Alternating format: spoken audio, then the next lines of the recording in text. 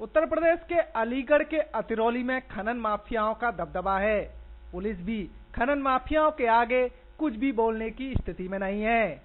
अतरौली में मिट्टी खनन माफिया जमकर खुलेआम खनन कर रहे हैं, लेकिन पुलिस है कि कोई कार्रवाई करने का नाम नहीं ले रही है।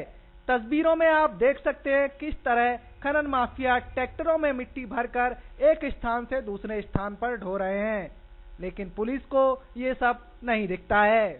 वीपीएल न्यूज की टीम ने अतरौली इलाके की तस्वीरें अपने कैमरे में कैद की।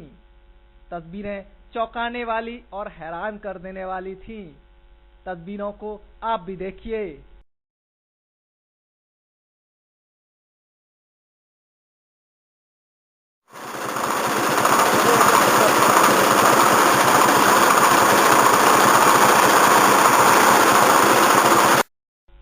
अतरौली से अमित वर्मा के साथ bureau report, VPL news, Aligarh.